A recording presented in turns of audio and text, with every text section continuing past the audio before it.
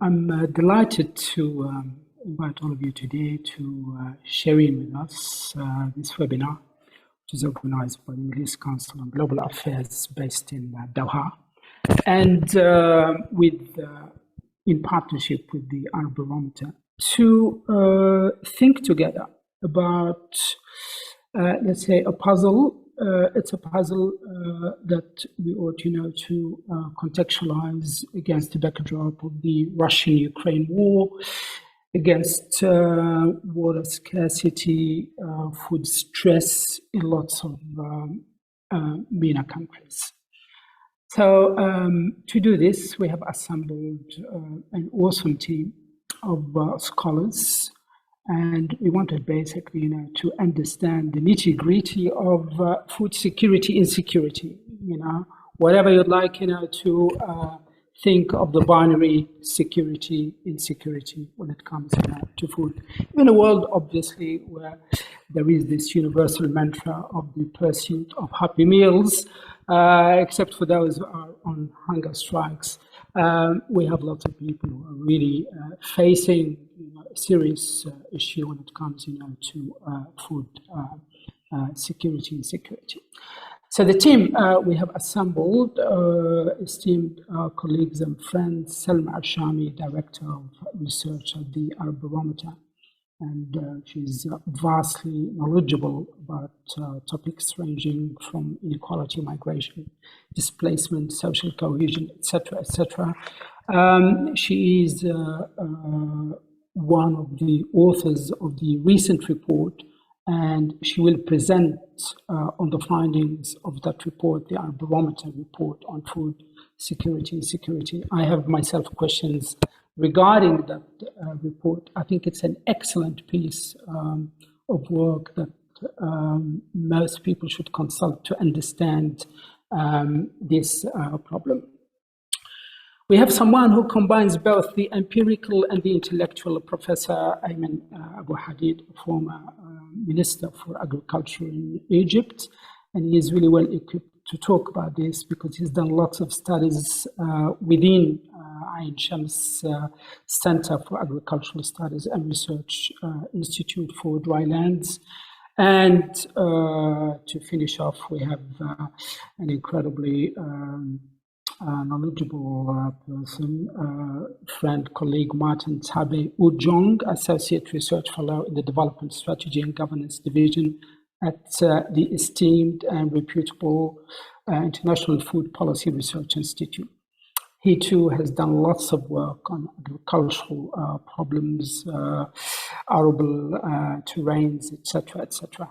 So without any further ado, I will open the floor and we'll start with Salma Al-Shami. So Dr. Salma will be talking about the findings of the report and the metrics, the markers of what we may call food security or insecurity. And I'd like here, to point out that it is a very undefined term. It's a term that calls for, I guess, really a critical definition, because as you move, between contexts, terrains, times, and spaces, you will find that the term has got imprecise definitions.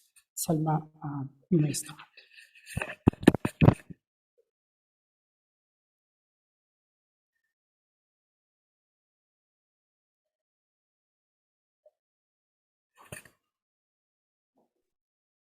Good morning or good afternoon, as the case may be. Thank you so much, Dr. Larbi, for that very kind introduction and for having us here this morning to discuss this critical issue affecting not only the MENA region, but of course, the world at large. I'd like to start this morning by talking a little bit about the Arab Barometer for those of you who are unfamiliar with it. We are housed at Princeton University, and we are the longest standing and largest repository of publicly available data on the views of citizens on a variety of issues from socioeconomic to political topics in the Middle East and North Africa. We have a three-part mission.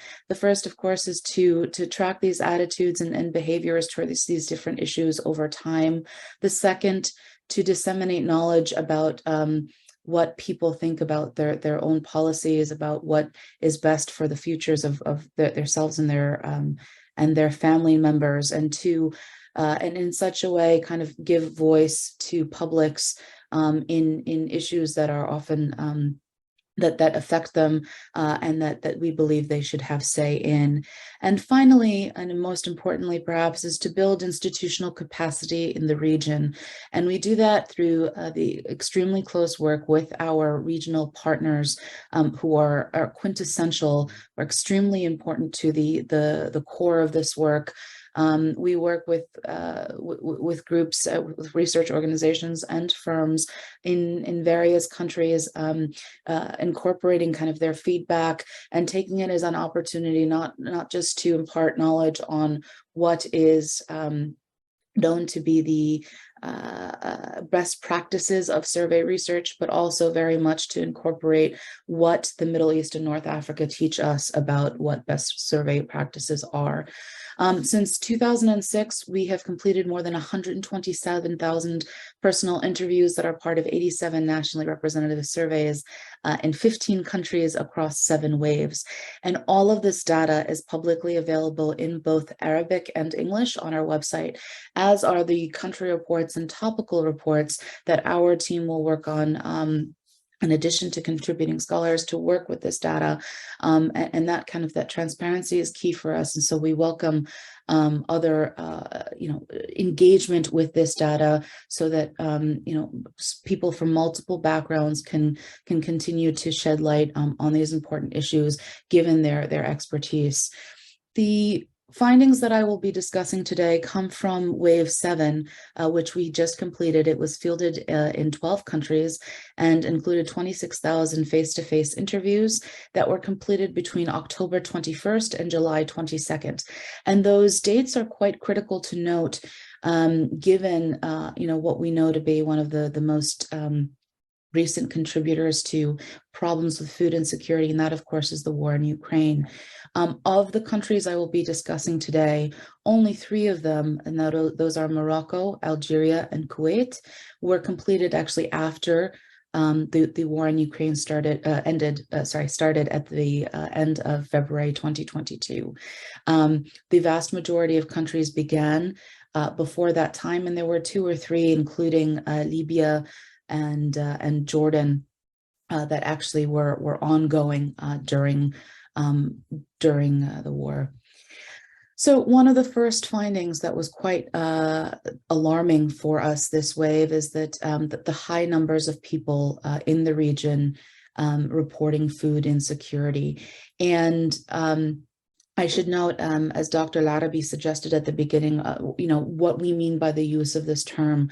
The definition that we are kind of starting with is the UN FAO, the Food and Agricultural Organization, which has one definition of hunger, which tends to be a more kind of malnutrition based. So it's about kind of caloric intake, while food insecurity can be a little bit wider and include access to food, or in our case, inaccess that is based either on insufficient resources or insufficient availability of food. And so it's this resource part that really is enshrined in the way that Arab Barometer asks about this question. So we specifically asked, how often did you encounter this problem? The first of which being that the food that we bought did not last, and we did not have enough money to buy more. And what we saw was that in 8 out of 12 countries, approximately half or more said that this was true for them often or sometimes, so that they had encountered this in the course of the past month span. And that percentage was as high as 68% in Egypt, and even quite high in places like Tunisia at 55%.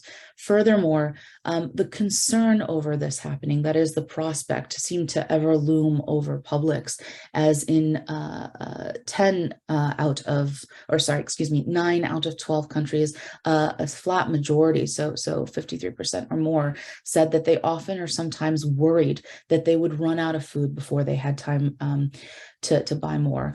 And one of the things that we decided to look at in this report is the intersectionality of this issue of food security or food insecurity with various other factors. And I'll be speaking to 2 of those today, because the kind of main takeaway that we wanted to elevate was that addressing kind of some of these other problems are necessary, but perhaps insufficient steps that need to be taken to address this, that there is no... Salma, I'm sorry to interrupt, but you have a problem with sharing the screen. We can't see the slides moving. It's still the first slide. If you can, please try to share it. I'm really sorry to interrupt. Not a problem. No, I'm very sorry about that. Well, let me see.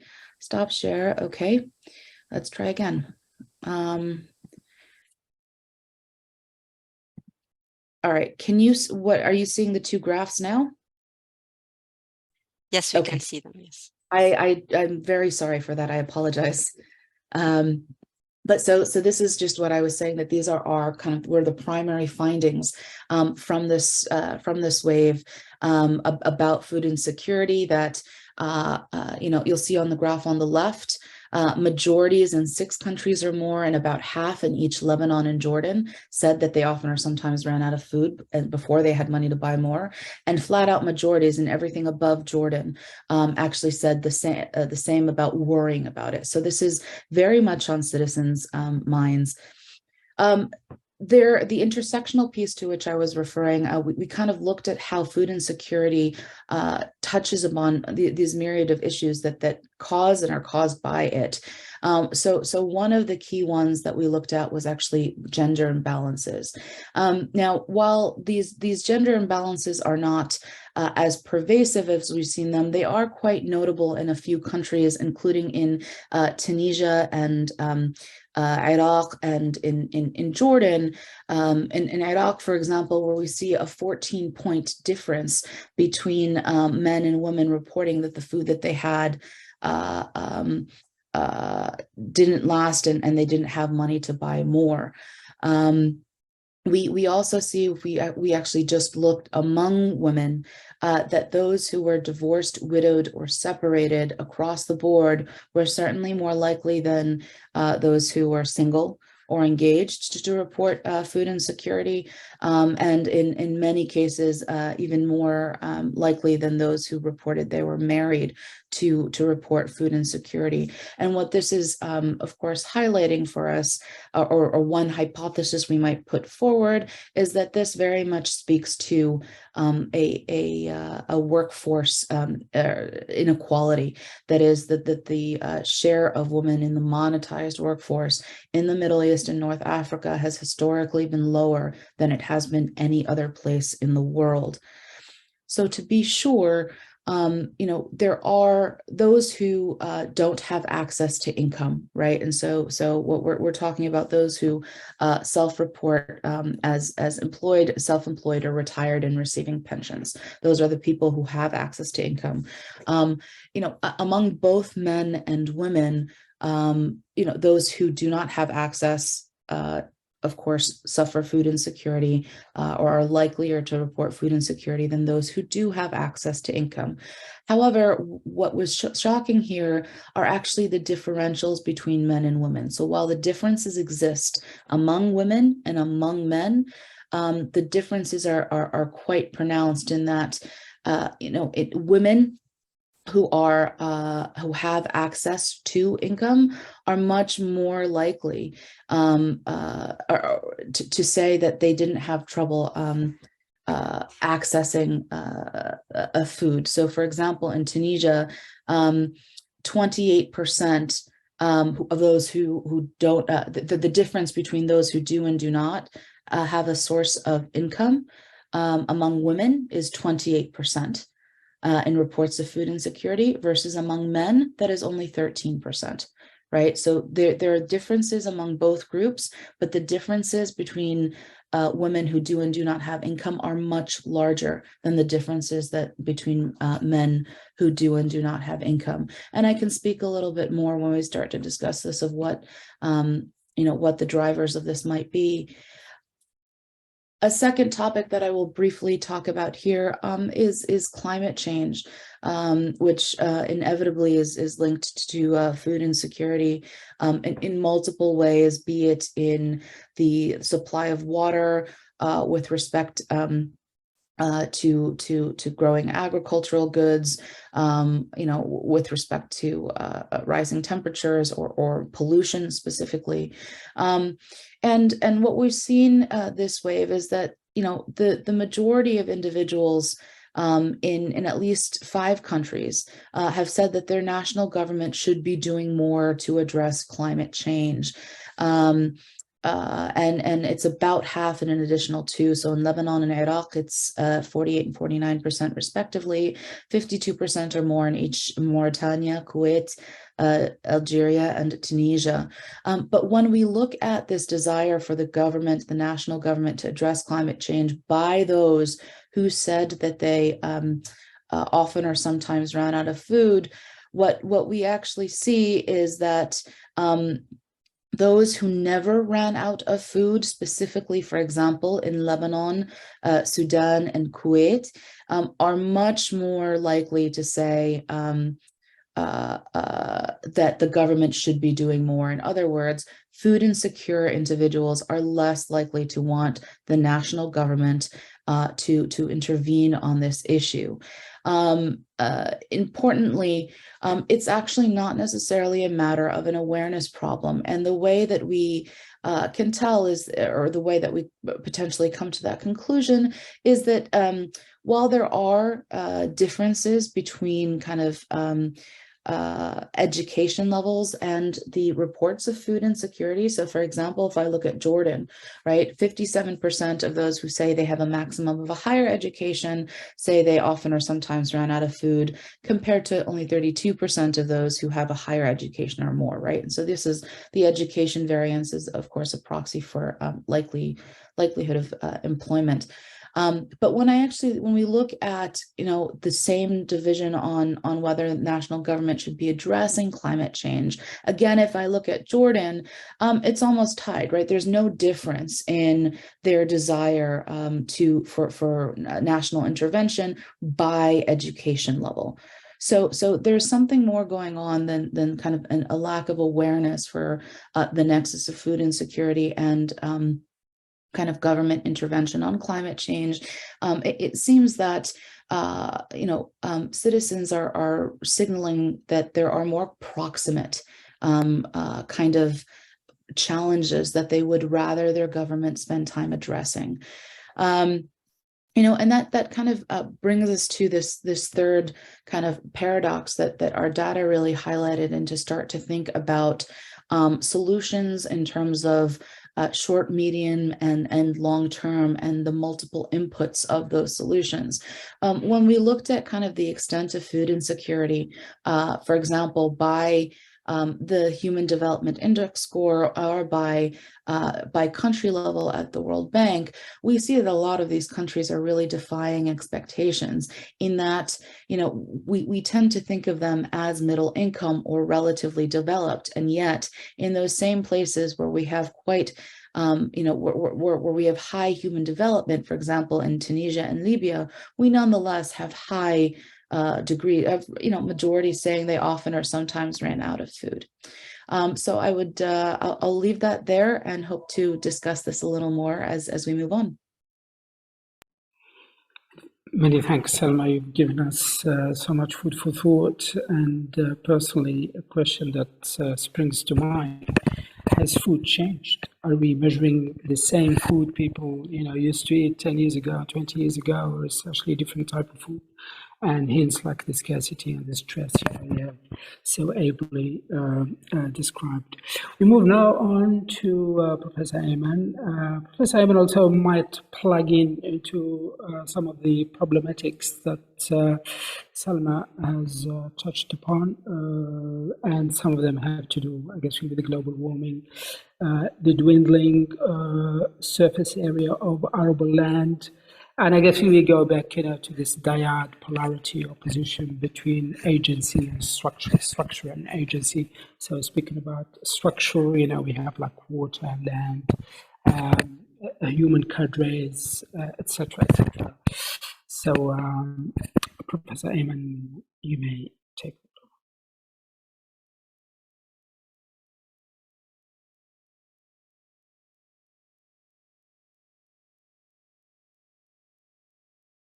Professor Ayman, you have to unmute.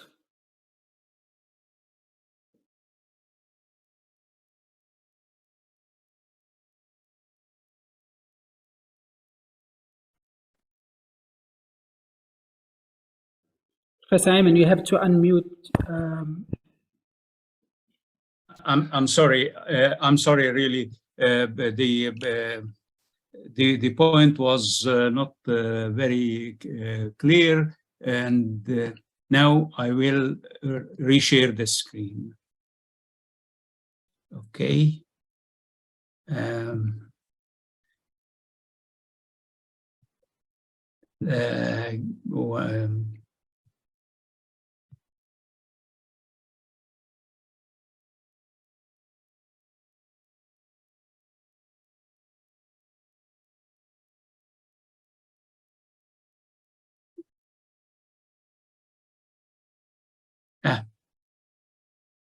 Now I think it is shared with you now. Yeah. Do you hear me? Okay. All right. So actually, my talk will start from the history and the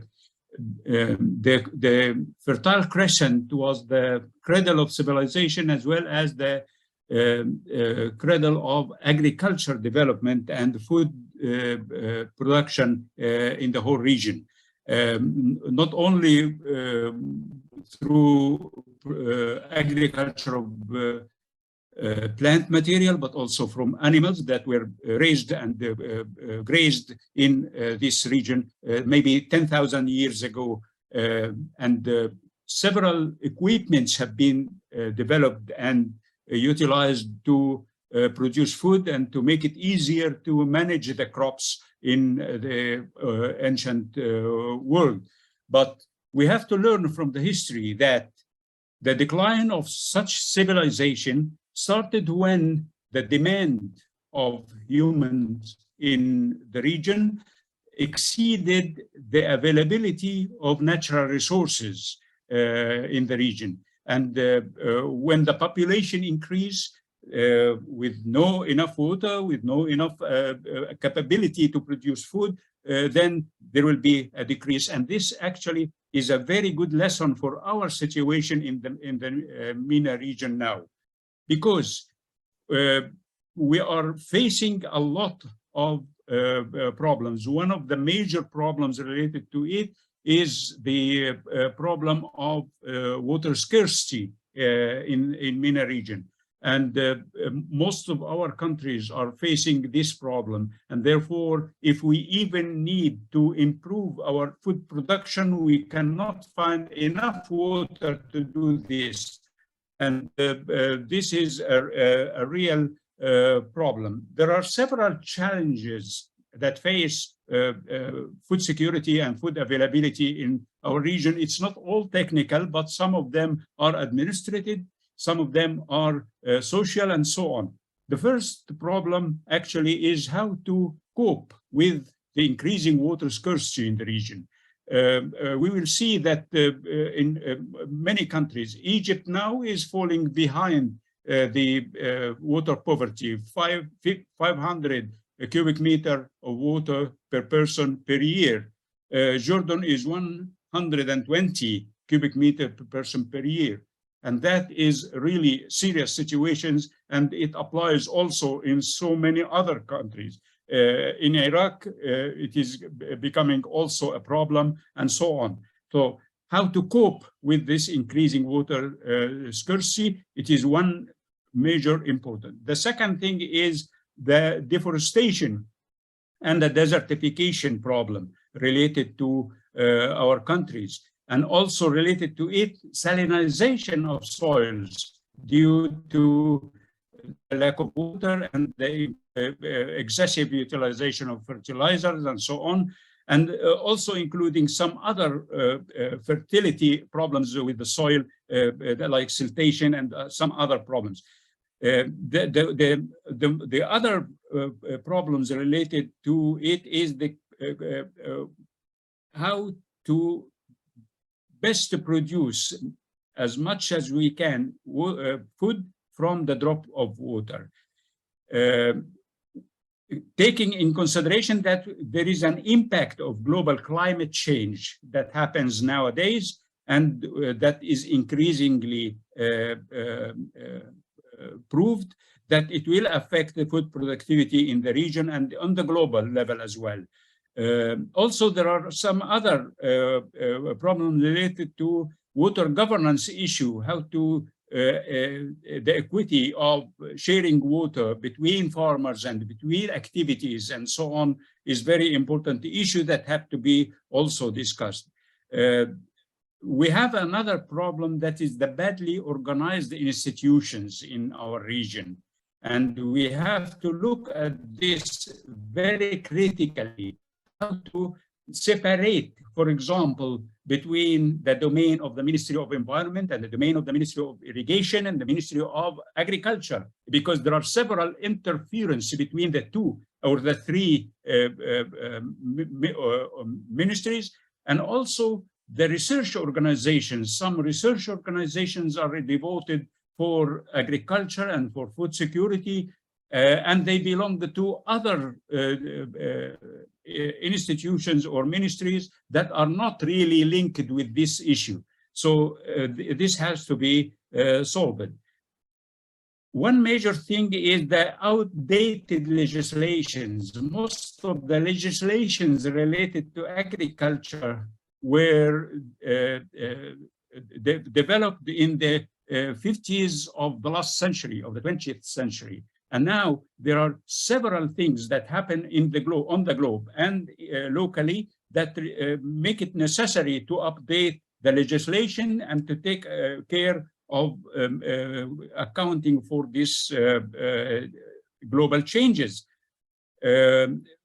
Also, the fragmentation of institutions, how in our region, how to cooperate between different institutions. Some institutions, for example, has information and data related to agricultural meteorology, about the weather, but the other ministries cannot get it. So we have to see how we can make this link. And the most important issue is to make available information related to resources, related to demand, and related to the development, and also related to investments, to make it available for the investors and for the public, so that we can go ahead. If we look at the situation in our countries, let us see the world. In North America, the per capita share of water is 16,000 cubic meter per year, per person. In Europe, it is 8,500 cubic meter per year. The average of the world is 7,000 cubic meter per year. When we come to Siwana or the MENA region, it is 2,000 cubic meter per year. But in certain countries, it is, as I said, dropped to 500 cubic meter in Egypt and 120 cubic meter in Jordan. So we have an acute water problem. Also, we have mismanagement of our land resources. For example, the delta and the Nile Valley in Egypt is now encouraged by building houses and cities and the expansion of urban activities on the agricultural land. In the same time, the desert nearby is empty. So, and this is not only the case of Egypt, it is in several cases in our region, it is a problem that we waste our good fertile soil. One thing that is promising, which is we have now new sciences that can help us overcome several problems. We have the possibility of remote sensing and the global positioning that can allow us to identify the problems related to agriculture and food production from remote, and also control several organizations, several farms from remote. The second thing is biotechnology. Although we are afraid of the genetic engineering issue, but the only hope to increase the productivity of wheat in our region is by genetic engineering. In Egypt, we are producing 7 tons per acre, 7 tons per hectare. And this is the highest productivity of wheat in the world. We cannot improve this more than what we have without using the biotechnology sciences. And we have to look at the possibility of this. Also, the simulation modeling is helping us to estimate the water requirement, the fertilizer requirements, and so on, and also to control this on field. The utilization of solar energy and the renewable energy, wind and biofuel and so on, can help a lot to reduce the greenhouse gases emissions and to increase the productivity of agricultural land. There are also new techniques for water desalination. And if we use the nanotechnology in biofilters and in reverse osmosis filters, we can actually reduce the cost of desalination of water, and therefore, hence, we can reduce our problem with the availability of water. The agriculture techniques... Ayman, can you conclude? Yes, I will. Okay. We have to use the greenhouses in order to produce fodders and food. We have to have agrometeorological zoning for our country and see how best we can utilize our resources and make this information available for the investors. And thank you very much. Many thanks. Again, like lots of ideas that we can discuss later, including as you were speaking, I was thinking of the Sad al-Nahda, the Nahda Dam, etc., and how that compounds, the problem of water stress in Egypt. We move on now to Tabe, and let's see if, from what we've heard, does MENA actually stand any chance of improving on the situation of food security? Yeah, so thank you very much. I hope you can see my screen and you can hear me perfectly well. Yeah, thank you very much, doctors. Perfect. Thank you very much for having me. And it's nice to talk about food insecurity in the MENA region. And I must mention that those who went ahead of me have spoken a lot of the things I'm going to say, but I'm going to repeat some of them, but also kind of give some new experiences, especially some empirical thoughts. So I work for IFPRI, which is an international organization that aims to reduce food insecurity, but also malnutrition and hunger in the world. And we are headquartered in Washington, D.C., in the USA. But we have 12 country offices in many parts of the world, but we work in more than 12 countries in the world. So it's really our pleasure to reflect on what IFPRI has been doing, especially in the MENA region where we have a country office in Egypt. So to kind of motivate the whole talk, I want to start with some standardized facts that these are things we know already. So basically, globally, we are so concerned nowadays about the 3 C's, and the 3 C's is about climate change, and more particular for the MENA region, also water security, water availability, but also COVID-19, because when we thought farmers had problems to do with climate change, then COVID-19 came and basically reversed many years of developmental efforts in the fight against poverty and food insecurity.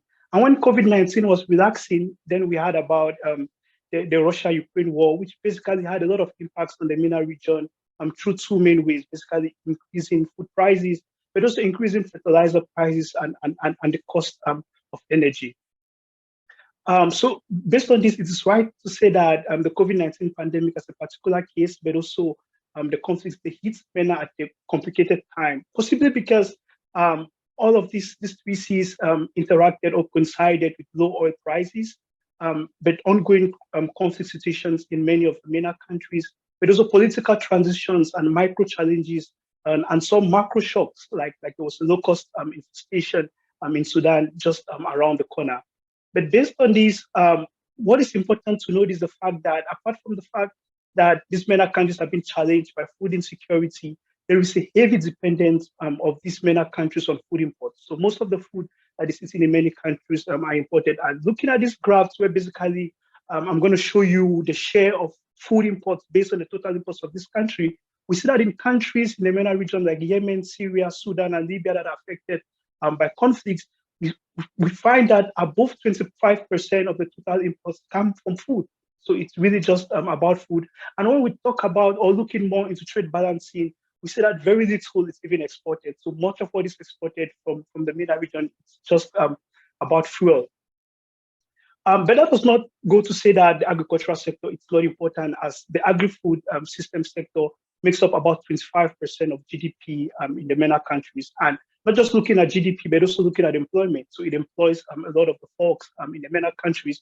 And if this is the case, then one key policy thing we can be thinking about is the fact that if we address the situations or the problems of the agricultural sector, then we are sure to understand that the agricultural sector can be a key entry point or a key leveraging point for policy to turn tables around when it comes to food insecurity.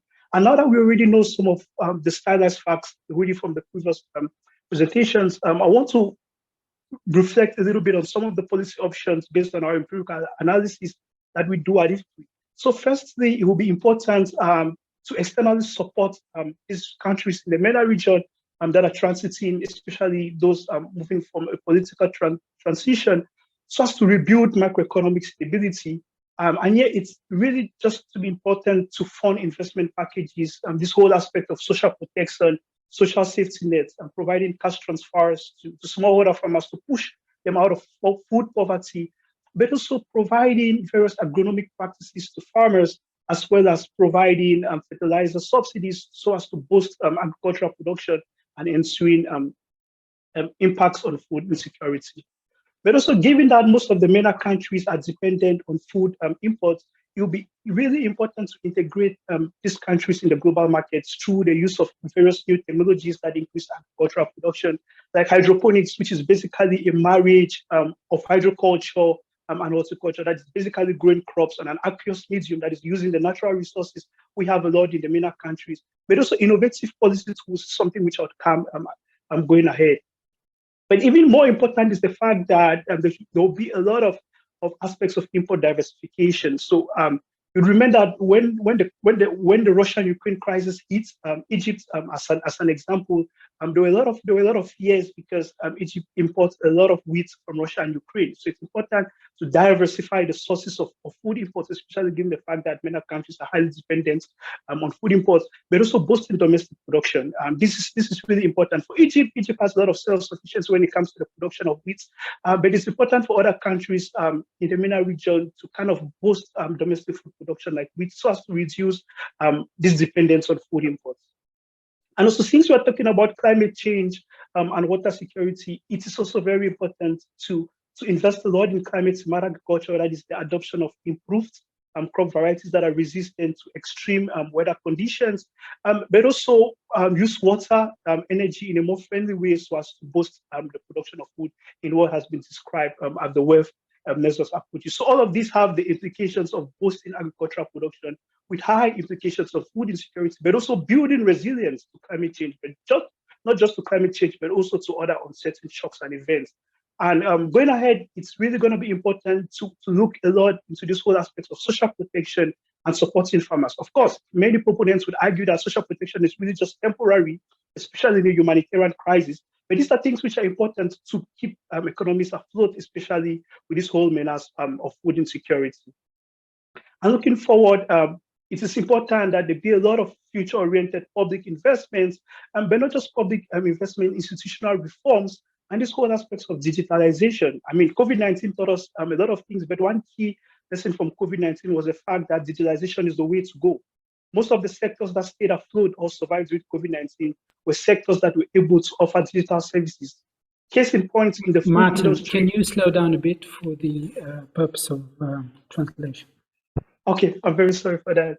So one key aspect when we talk about food distribution is really just about the whole delivery sector. So the whole delivery sectors were able to survive in most of the MENA regions because they operated digitally. So this should be the way to go in reducing food insecurity in the region. But I must mention here that there have been a lot of policy initiatives in these various countries, and some of these policy initiatives are working really right. So it is important that there is a lot of synergies, like countries should learn from each other. The case is the fact that if you look at Egypt, Egypt has succeeded a lot in its experience in energy subsidy reforms, but also its large Takaful and Karama cash transfer program that offers a lot of learnings to other countries like Sudan and Tunisia that can learn from in their drive to reduce food insecurity, to increase to make sure that smallholder farmers are very comfortable. And finally, it's important to support the private sector. So COVID-19 also taught us that the private sector has a lot to offer. So it is important for governments and for regional partners to make sure that they create an enabling environment for the private sector to strive, especially given the fact that the private sector contributes a lot in the processing and marketing of agricultural produce, which is something that is lacking in most of the MENA countries. We see a lot of food waste, a lot of post-harvest losses in agricultural production in many of the MENA countries. And given this, I want to close with some key policy caveats, but also some further empirical thoughts. So context really matters when we're talking about food insecurity and how it plays around under the influence of climate change, but also under the impacts of conflict and different shocks. The way Egypt responds to it is basically different from the way Sudan responds, and the impacts are different. So it is important to capture this heterogeneity in the impacts of these various shocks on food insecurity. But also, usually, the best approach to tackling food insecurity would just be to allow markets to function, especially when faced with shocks. So I give an example. When the Russia-Ukraine crisis hit and many countries kind of blocked their trade barriers, there were a lot of export bans. We're not going to export wheat. We're not going to do this. So that creates a lot of humanitarian crises in other countries that are dependent on that. A critical example could be the case of Egypt that could not get a lot of wheat from Russia and Ukraine because of the Russia and Ukraine crisis. And if Egypt was to stop the exportation of wheat to a war-torn country like Syria, then this has a lot of humanitarian impacts on Syria. It kind of increases food insecurity in the region. So sometimes it is important to allow the market to just function normally and avoid these very large trade restrictions, especially on food products.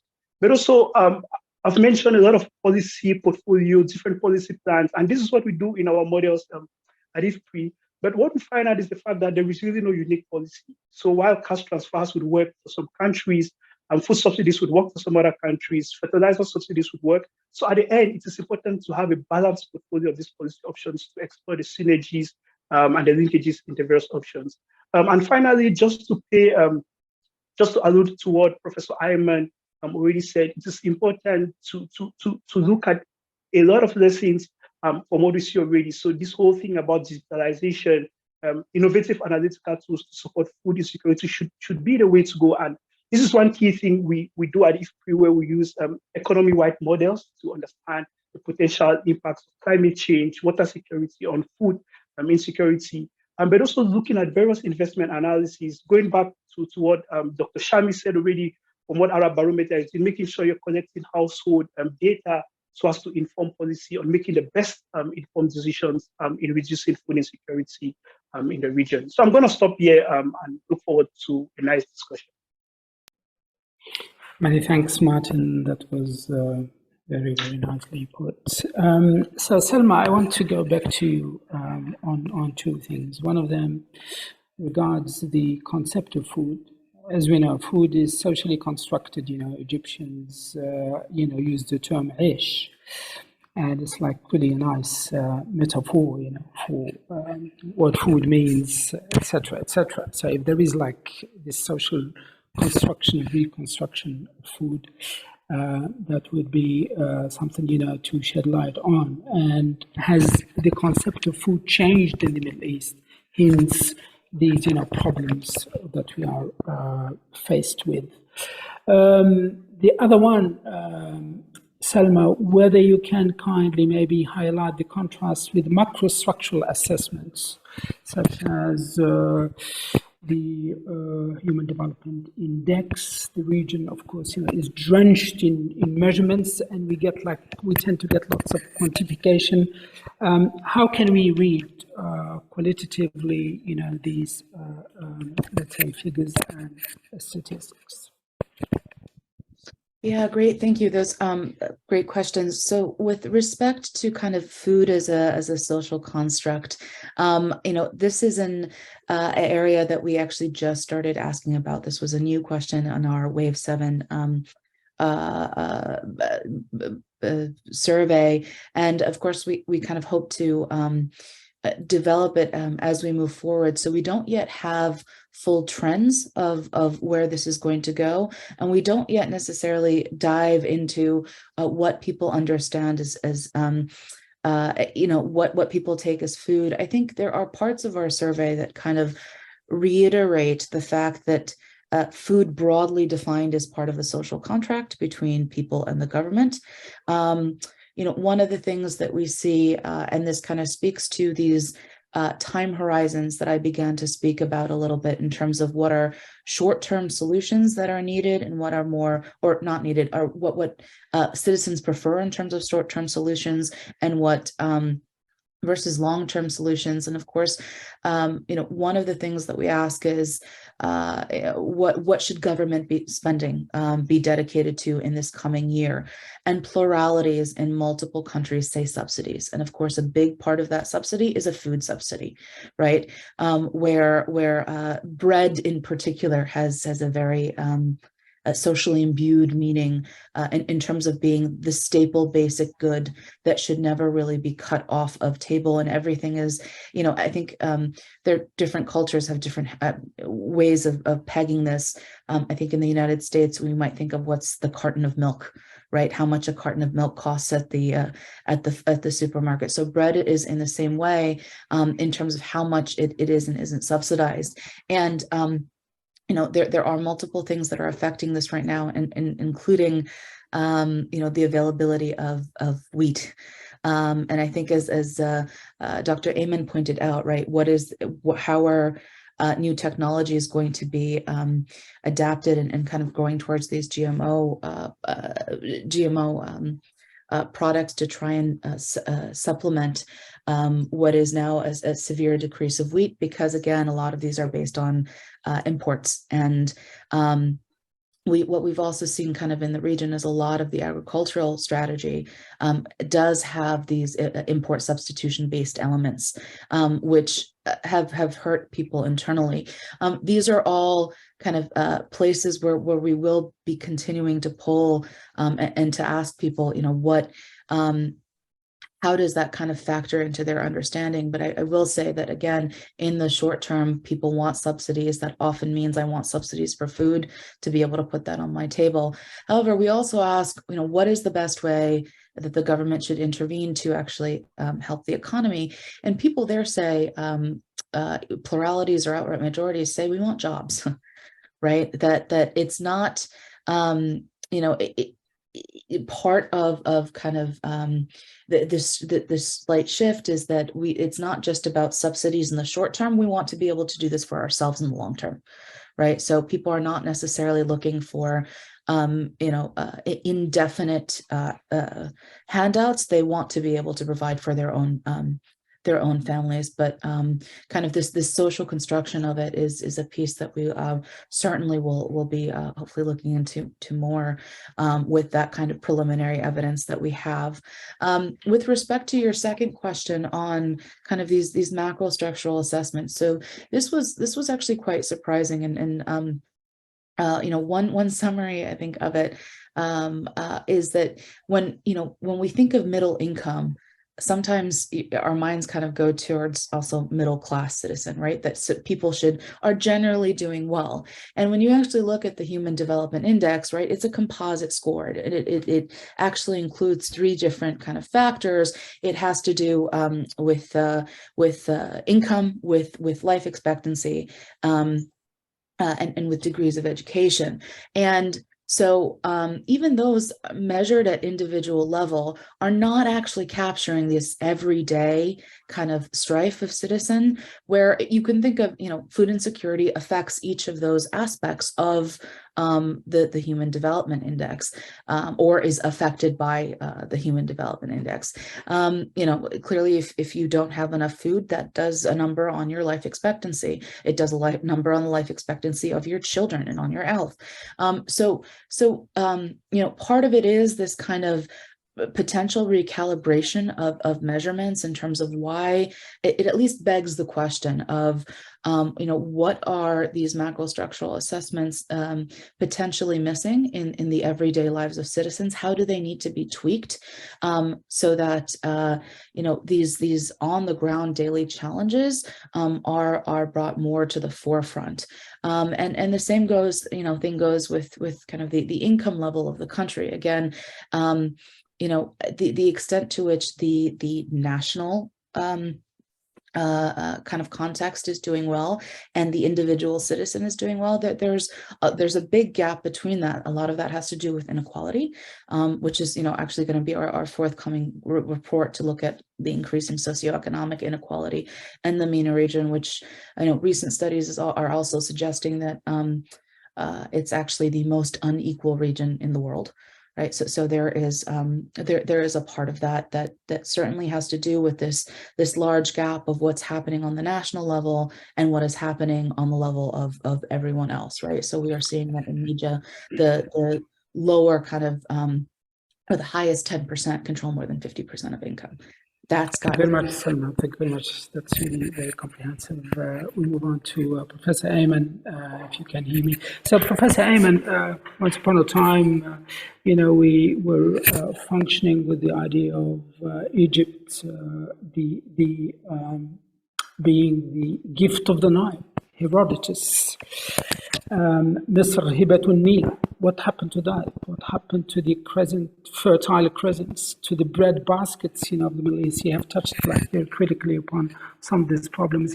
Maybe you can expand on them a bit with a view to giving also some policy tips, to people who might benefit from them.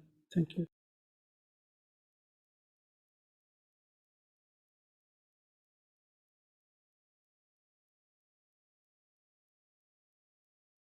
Yeah, thank you very much for the question. And I think that there is a myth that have been frequently referred to as a fact, but it is not really.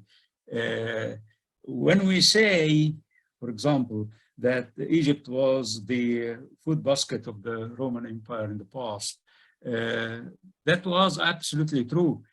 When the precipitation on the north coast of Egypt was over 400 millimeter per year. And that is enough to grow wheat, depending on rain. But due to the frequent changes of weather and the climate throughout the centuries, the precipitation now is less than 80 millimeter per year. So it's not enough for anything. That's why we are not doing the same as the ancient Egyptian does or the Roman time does.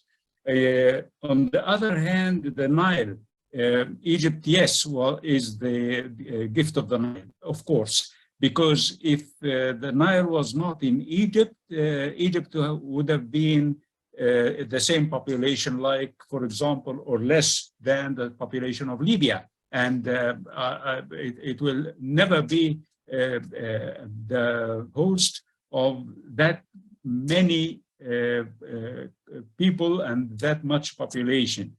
Therefore, if we would like to look at the future here, we have to look at the Nile system as a transborder system. It is not belonging to anyone. And there are facts from the history that we have to consider. And we have to also look at the possibilities of the climate change impacts on the water issue in Africa. If, for example, the plateau of Ethiopia have extended droughts due to the extreme weather events of the climate change, then this will affect severely Sudan and Egypt, with a population of over 200 million people. And that's why we have to get an agreement that in case of an extended drought, we should cooperate this way.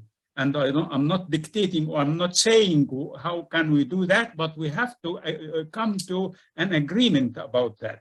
The other thing is the fact that the history of the Nile should be considered, and that everything should be written in a legal document. It shouldn't be just leave things, we will not harm you. No, we have to specify if there is any harm. Should there be any harm, we can do this and you can do this.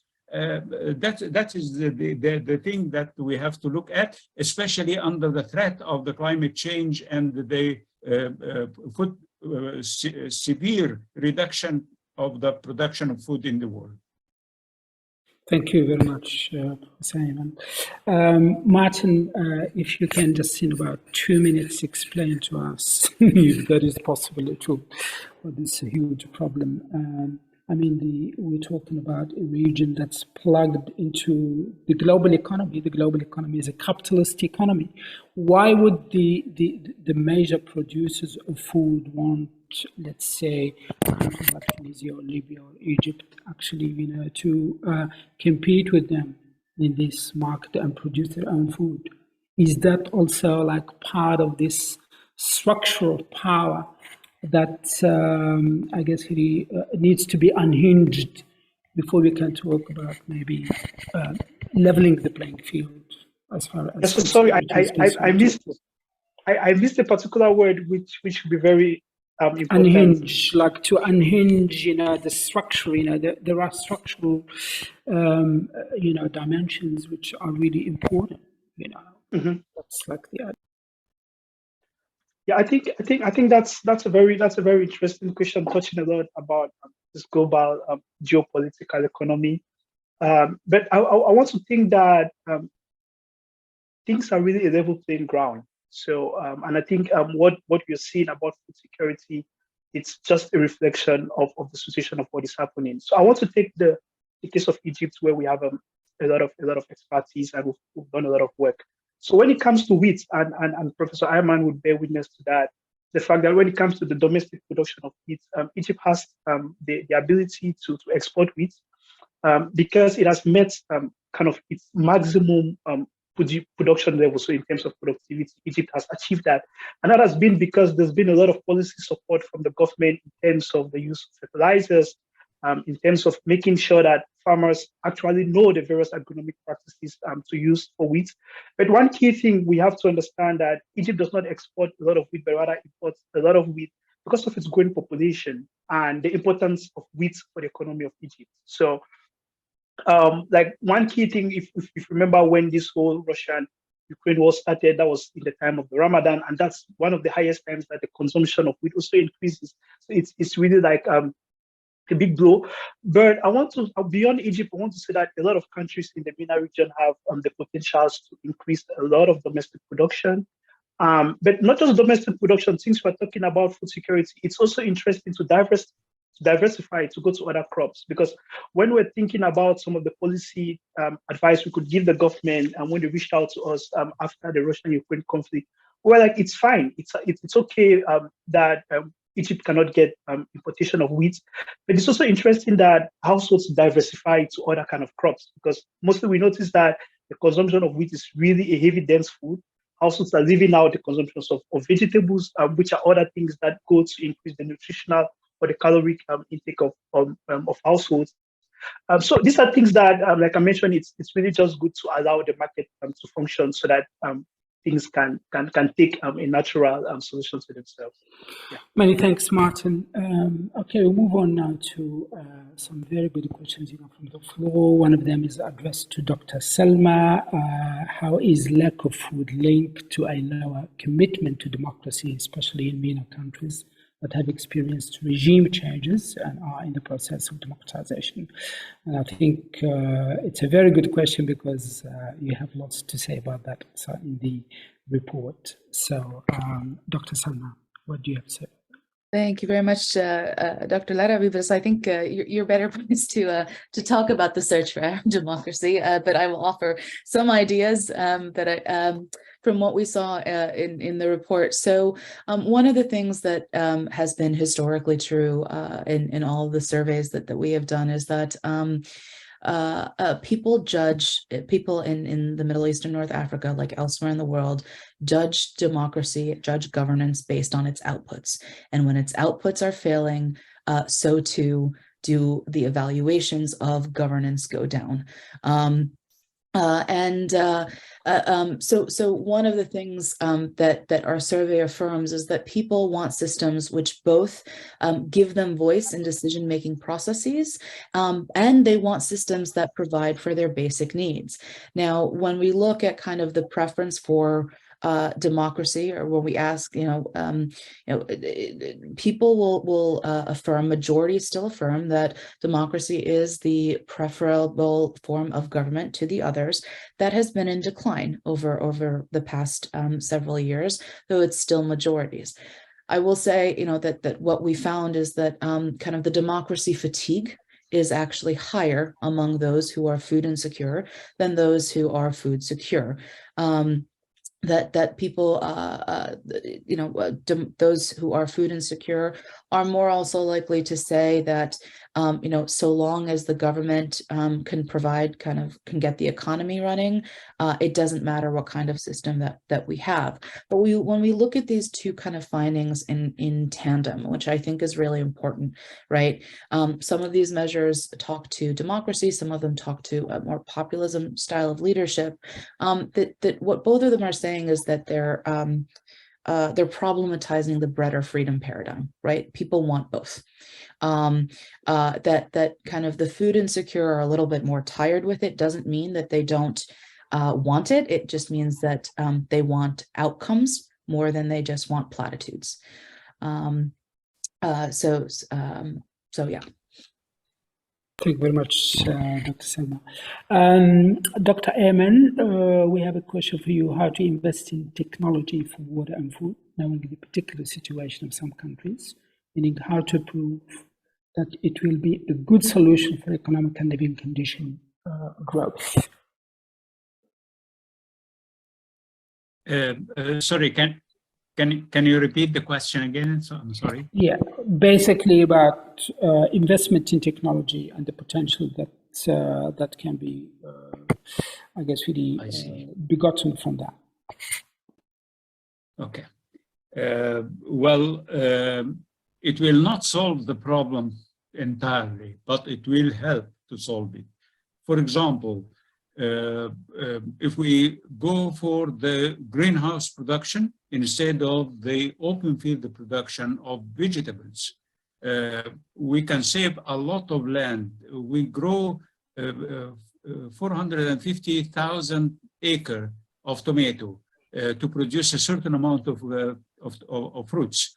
We can obtain the same amount of fruits using only 50,000 and leave the 400,000 acre for other crops. So this is the way that we can alter the map of production using the modern technologies. Another thing is the use of satellite images for managing the crops, we can reduce the labor and we can reduce the cost of production in the new lands and so on. So the genetic engineering can help us in shorten the time of breeding so that we can reach more productivity in less time. So this is the way that we can alter the food security depending on the modern sciences, yes. Because Professor Ayman, that's, I think, how the Russians and the Ukrainians grow wheat. I'm not sure. I think they have 2 crops per year or something like that. Okay, thank you very much, Professor Ayman. Dr. Martin, you have a question. Can you explain a little further how markets should be allowed to trade as normally during a crisis such as Russia-Ukraine grain to MENA region? I'm sorry, I didn't get you. I'm not getting you clearly. Okay, so can you explain a bit more how markets should be allowed to trade as normally during the Russian-Ukraine war? Okay, in terms sure. of grain trade. Yes, sure. That's a very good one. So as we all know, so most of the grain we eat in the MENA region comes from the Black Sea, from Russia and Ukraine, and because of the war, most of the imports were kind of distorted. But even before the imports, in these countries we also produce wheat, and in some countries it's possible that they export the wheat to other countries, especially countries that are in conflict, like Sudan, but also like Yemen, and they don't have the opportunity to actually produce as much as they can. So in the face of international conflicts or conflicts like the Russia and Ukraine, it's interesting to just allow the market system to stay afloat instead of imposing export bans on normal crops used to export. So an example that I'm always thinking about is the fact that if Egypt, before the Russia and Ukraine crisis, was exporting wheat to Sudan or to Yemen, then because of the Russia-Ukraine crisis, it stopped its exportation based on these export bans. And it pushes Sudan or Yemen more into humanitarian crisis because, first of all, they are challenged by the national conflicts they are going through. Then they don't also have food to eat because they also do not produce. So it is interesting to allow the markets function that way. But key synergetic efforts would be to boost domestic production in all of these countries. So that's one key thing. But also, even beyond boosting domestic production, there's this whole thing about import diversification. So instead of relying on a lot of wheat from just Russia and Ukraine, it's important to have numerous diversification partners, partners that can supply you grains in case of the failure from any partner. Yeah. Fantastic. Thank you very much, Martin. Dr. Salma, another question, which is about the possibility to hypothesize the linkage between women's food insecurity and children's food insecurity in the MENA region. Another great question. Thanks so much. And just to clarify, I'm actually not a doctor. I'm a researcher, but not a doctor. But this is a fantastic question. This was the first kind of wave where we identified this trend. One of the things that did emerge from it was that in the places where we did have the highest gender imbalances, we also have commensurate kind of ratios of employed to self-identified housewives, right? So that where the ratio of employed to self-identified housewives is lowest, we have these highest gender imbalances. And in terms of hypothesizing what that means for children, if we kind of look at other indices that measure kind of coping strategies, for example, the RSCI, the Reduced Coping Strategy Index, RCSI. One thing that starts to happen that we see when there's food shortages is that, for example, children who are older might be given to children who are younger than children who are older. So families will start to internally kind of sort out, kind of prioritize of this basic need, who needs it most. The other thing that we've seen, honestly, on other studies I've been involved with, is that children start getting pulled out of school to start helping with, getting jobs to be able to provide for the family, to put food on the table. So generationally, this absolutely has the potential. Now, these are, again, hypotheses that we hopefully can look into in the future. But what we do have from our survey right now is also that people think that people who are food insecure are less likely to think that their children's future will be better than their own. So future optimism among parents is greatly diminished among those who can't put food on their table. Which is really unfortunate, but these are great questions, and we hope to probe them more as we move forward. Thank you very much indeed. Let's finish with something optimistic, because I think we sort of, the spectre has been a little bit sort of gloomy. What is going on? What is going for the region? This region has got like so much terrain. When we talk about the MENA region, like it's like a huge surface area. There's like lots of water too. There's lots of know-how. Professor Ayman, explained that. So how can all of these be basically assembled together into some kind of synergy, energy that can help the region when it comes to food security? Maybe like the countries in the region are not working together. I don't know, but like, what are your reflections on this?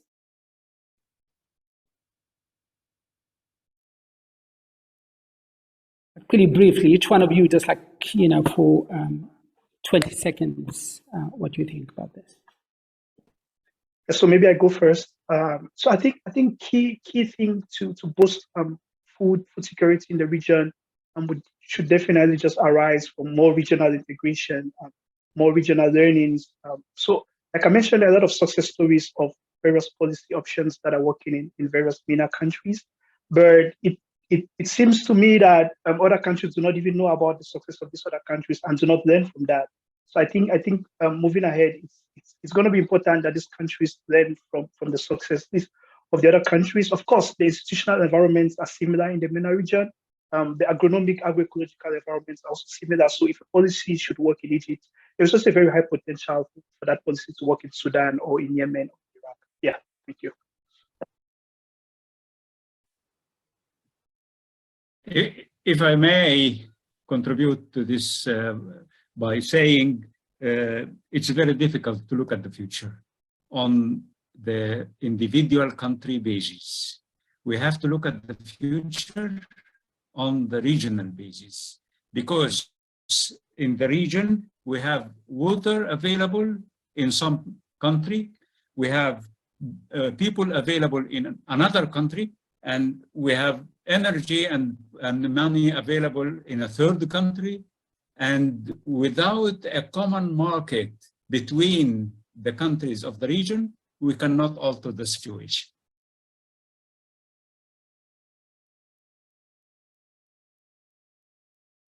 I guess I would. You are muted, Larbi. Yeah. Salma, go ahead. I'll just. Sure. I guess I would just add to that two things, right? So on the one hand, recognizing that the causes of food insecurity are not monocausal, right? That different countries actually have different reasons for why we are seeing this. But as Dr. Ayman suggested, that there is, like, for example, with global warming, there is an interdependence on actually addressing the problem, be it, in terms of markets, or be it, for example, in terms of, if you take the case of Iraq, that, Iran and Turkey's policies with respect to the Euphrates affect Iraq quite a lot.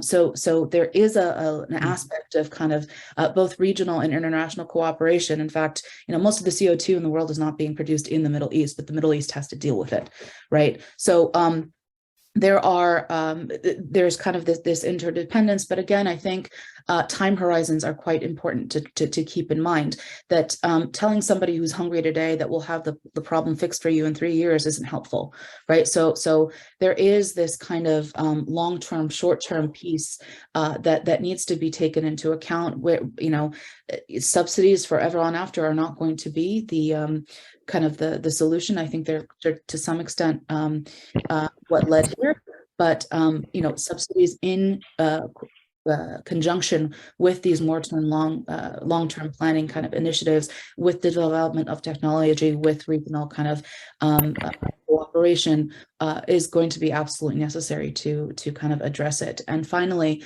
that these things are interconnected, that you're not going to solve food insecurity without talking about other issues, including climate change, but this gender inequality piece, right? That people, getting people jobs is the way that they are going to be able to provide for their own, and really helping the imbalance between men and women in the MENA region.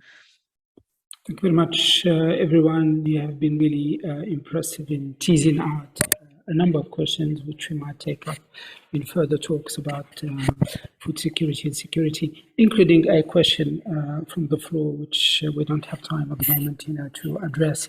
An excellent question. Since MENA cannot alter the climate, why not focus on production increases by technology, as Professor Ayman has suggested? We'll leave it there. Hopefully we'll resume next time with that question and like-minded questions. Thank you very much indeed. Thank you. Thank you very much. Thank you.